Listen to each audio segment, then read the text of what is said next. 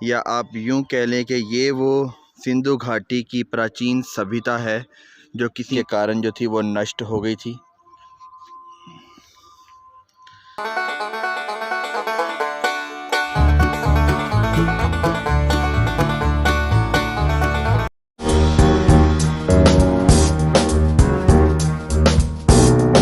बिस्मिल्लाहिर्रहमानिर्रहीम। अस्सलाम वालेकुम तमाम छोटों को, बड़ों को, तमाम व्यूअर्स को और दर्शकों को, जहाँ तक आप ये मेरी वीडियो देख रहे हैं आपको मेरा आदाब। अल्लाह ताला आपको हंसता और मुस्कुराता रखे, इसी दुआ के साथ करते हैं आज के वीडियो का आगाज़। आज की वीडियो में हम जाएंगे हड़प्पा की पुरानी तहजीब जो कि इंडस वैली सिविलाइजेशन से ताल्लुक़ रखती है, यानी प्राचीन सिंधु घाटी की सभ्यता जो कि लगभग 4000 से 5000 वर्ष जो है वो प्राचीन है। हड़प्पा सिविलाइजेशन और हड़प्पा की तहजीब के जो आसार हैं, जो अवशेष हैं, और हड़प्पा म्यूज़ियम हमारे शहर साहिवाल जो कि पाकिस्तान बनने से पहले मोंटगोमरी हुआ करता था, उससे तकरीबन 16 से 18 किलोमीटर के फासले पर वाक़ है। तो आज हम उसी सिंधु घाटी की प्राचीन सभ्यता को एक्सप्लोर करेंगे।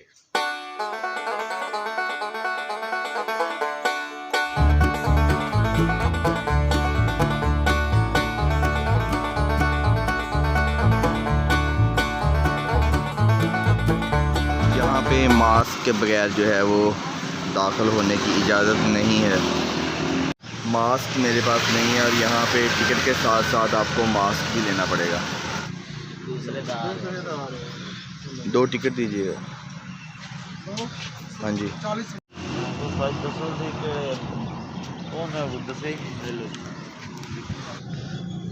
एज़ पर गवर्नमेंट रूल और कोरोना SOPs के लिए ये मास्क भी साथ लेना पड़ा है और साथ में ये 2 टिकट्स भी।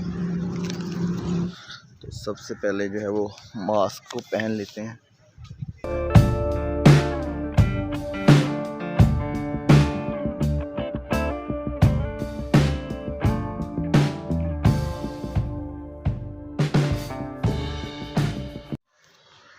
टिकट्स खरीदने के बाद सबसे पहले हम म्यूज़ियम के अंदर जाएंगे। म्यूज़ियम के अंदर वीडियो बनाने और तस्वीरें बनाने पर पाबंदी थी, लेकिन मैंने बड़ी मुश्किल से चंद शॉट्स लिए हैं। इनमें आप देख सकते हैं, इनमें बहुत सारी पुरानी चीज़ें जो कि हड़प्पा में खुदाई के दौरान मिली थी को बहुत ही अच्छे तरीके से डिस्प्ले किया गया है। टूटे हुए बर्तन और कुछ बर्तन जो है वो बहुत ही अच्छी हालत में मिले हैं। इसके अलावा मिट्टी के बड़े बड़े मटके, बर्तन और रोज़मर्रा इस्तेमाल की काफ़ी चीज़ें मिली हैं। और हथियारों में वो हथियार हैं जो कि लोहे, कांसी और तांबे से बने हुए हैं।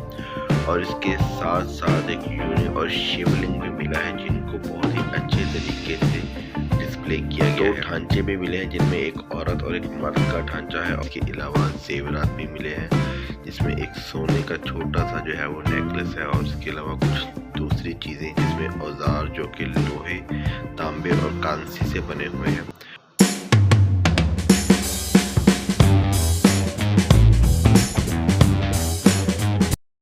अंदर जो था वो शूट करना अलाउ नहीं था और म्यूज़ियम में लिखा हुआ था कि यहाँ पे तस्वीरें और वीडियो बनाना जो है वो मना है। तो फिर भी बड़ी मुश्किल से मैंने कुछ शॉट्स लिए हैं।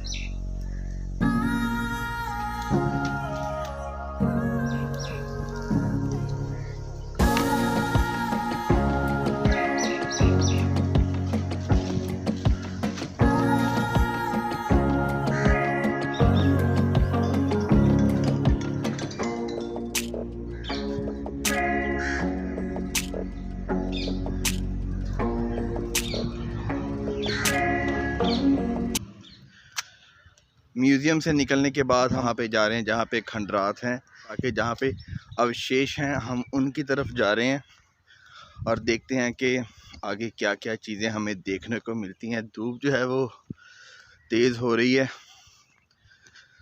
थोड़ा सा चलना पड़ेगा। और अगर आप में हिम्मत है, करेज है। अगर आप चाहते हैं चीज़ों को ज़्यादा से ज़्यादा एक्सप्लोर करना तो फिर आपको चलना पड़ेगा, मौसम चाहे कैसा भी हो। आहिस्ता आहिस्ता हम अपनी मंजिल की तरफ रवां दवां हैं। काफ़ी साल पहले जब मैं तकरीबन 10-12 साल का था तब आया था, और तब के माहौल में और आज के माहौल में ज़मीन आसमान का फ़र्क है। तो हम आगे आगे चलते हैं और देखते हैं क्या क्या चीज़ें आगे हमारा इंतज़ार कर रही हैं।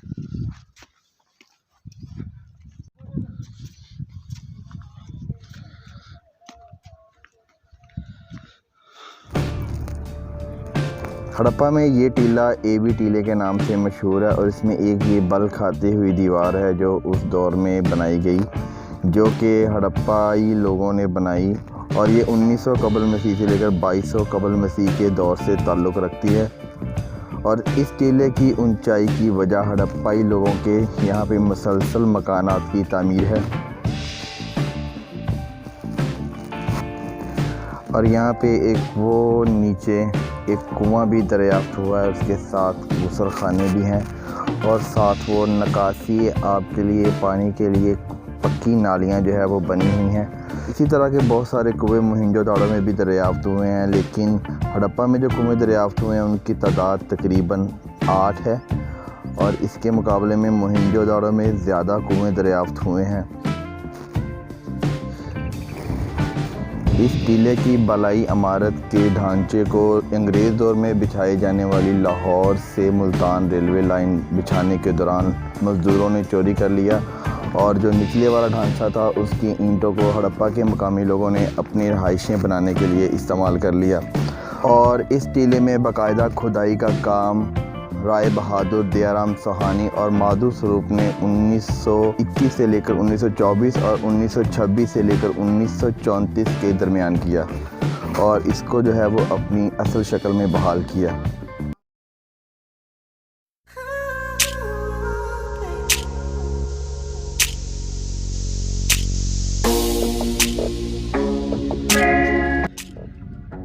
अभी सिर्फ थोड़ी सी चीज़ों को हमने एक्सप्लोर किया है, और अभी काफ़ी कुछ रहता है एक्सप्लोर करने में। तो ये दरख्तों से मुझे काफ़ी अच्छे लग रहे थे, मुझे इनका स्ट्रक्चर काफ़ी फैसिनेट कर रहा था, तो मैं कुछ देर के लिए यहाँ पे रुका हूँ। इसकी खूबसूरती जो है वो काफ़ी अच्छी है। वैसे अभी पत्ते तो नहीं ज़्यादा, लेकिन इसकी स्ट्रक्चर जो है वो मुझे काफ़ी फैसिनेट कर रहा है।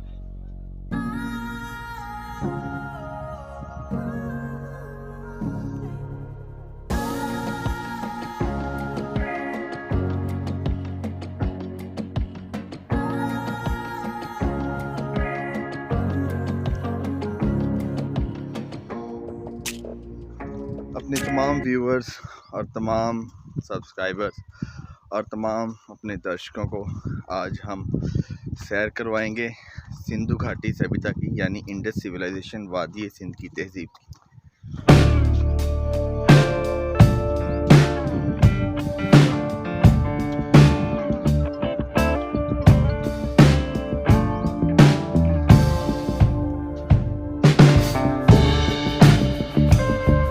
वादी सिंध की तहजीब में इस टीले को एबी का टीला कहा जाता है, और ये जो आप ईंटों की लंबी कतार देख रहे हैं ये नाली है जिसको ईंटों से ढका गया है, और इसके साथ जो है वो छोटे छोटे गटर और नालियां हैं जिनको ढका गया है, जिनकी सफाई और सुथराई का इंतज़ाम जो थे वो जमादार किया करते थे।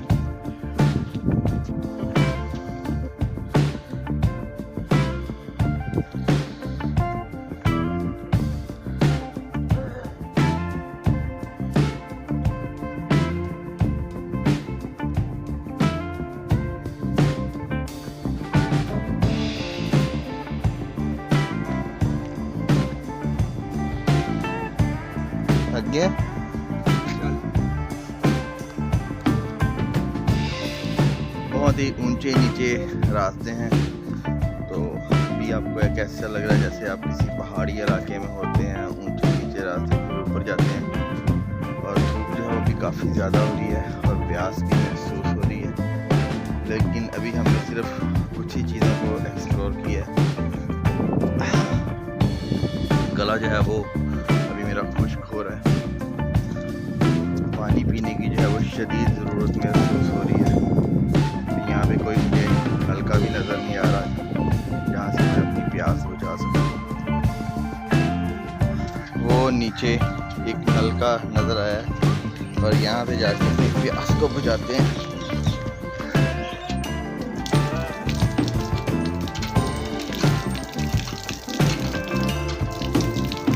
नलके का पानी पीने का अपना ही मजा है और बहुत ठंडा पानी है और बहुत ही मज़े का टेस्ट है इसका।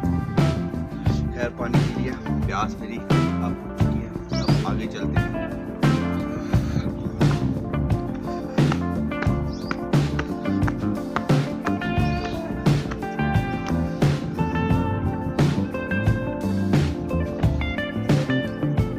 ये एक पुरानी मस्जिद के आसार हैं, लेकिन ये सेंटर में जो है वो इमाम की जगह होती है और इस मस्जिद का ताल्लुक़ हड़प्पा की तहजीब से नहीं है। ये गालबन बाद में बनाई गई है क्योंकि इसके पीछे एक दरगाह भी है जिसको कहा जाता है कि वो जो बहुत ही लंबी कब्रें होती हैं 9 गज़ लंबी, वो एक दरगाह है और उस दरगाह से ही इस मस्जिद का कोई ना कोई ताल्लुक़ होगा, लेकिन इसका सिंधु सभ्यता से इसका कोई ताल्लुक़ नहीं है। ये मस्जिद जो है वो बाद में बनाई गई है।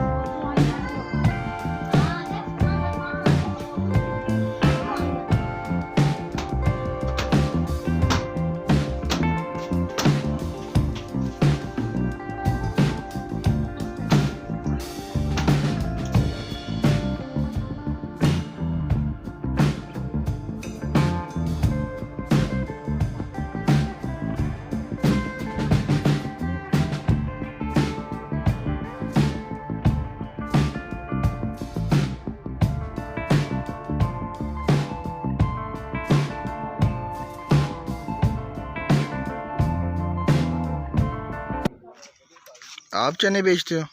चलो यार, ये इसमें बनाओ, चने ज़्यादा डालने हैं।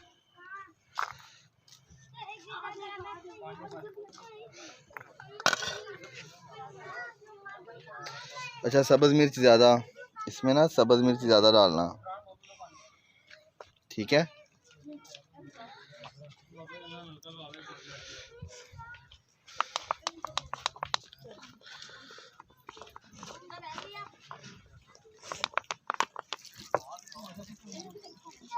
बन गए।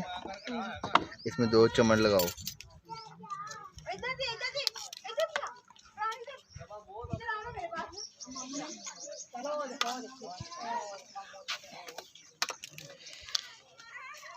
ये दरगाह के बाहर एक छोटा बच्चा है, ये चना चाट बेचता है और इससे हमने भी चना चाट ट्राई की है।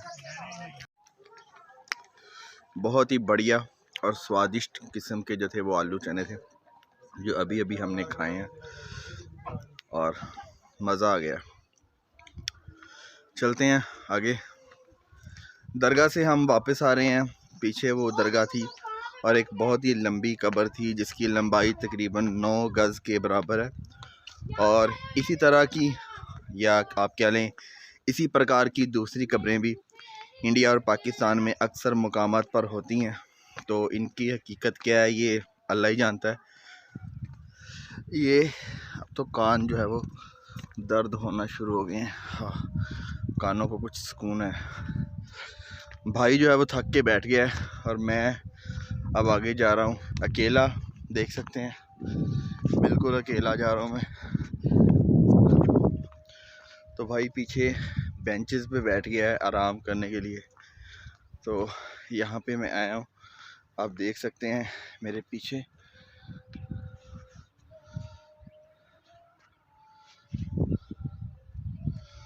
यहाँ पे आगे कुछ नहीं है, बस ये सारे जो हैं खंडरात हड़प्पा के जो हैं ये सारे अवशेष यहाँ तक हैं। और वो पीछे वो शहर की जो है वो बाउंड्री लाइन है। और आप देख सकते हैं कितना खूबसूरत दृश्य है, बहुत ही सुंदर और बहुत ही प्यारा दृश्य है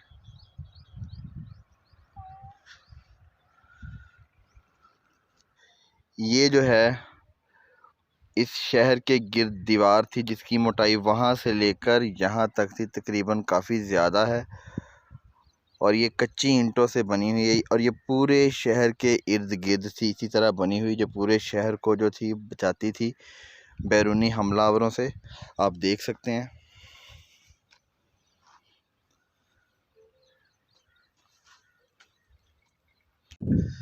ये अपने तमाम दोस्तों के लिए, तमाम व्यूवर्स के लिए और तमाम दर्शकों के लिए ये छोटी छोटी मालूमात और जानकारी थी जो मैंने आपको सिंधु घाटी सभ्यता के बारे में दी है।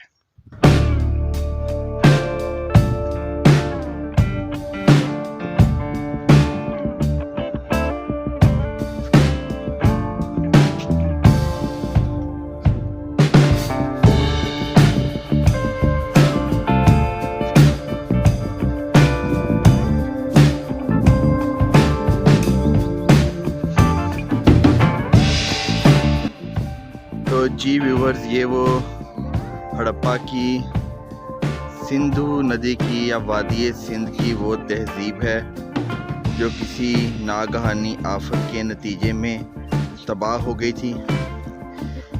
या आप यूं कह लें कि ये वो सिंधु घाटी की प्राचीन सभ्यता है जो किसी महामारी के कारण जो थी वो नष्ट हो गई थी।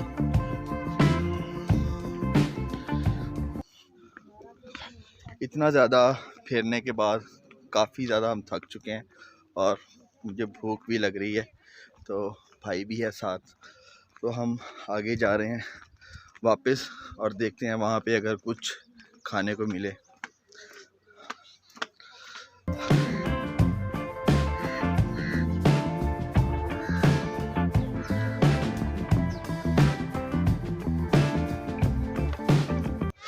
इतनी देर फिरने के बाद अब ज़रूरत है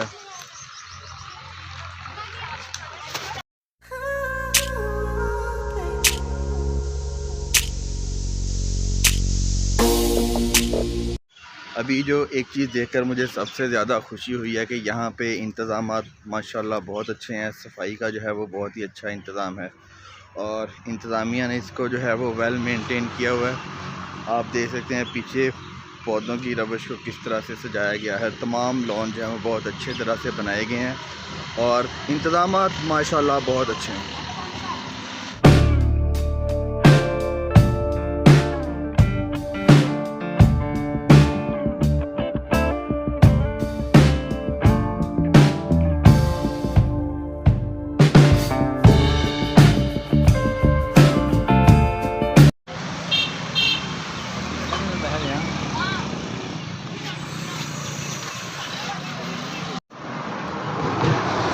तमाम म्यूज़ियम को देखने के बाद अब घर जाने की तैयारी है और अब यहाँ से बाइक लेंगे।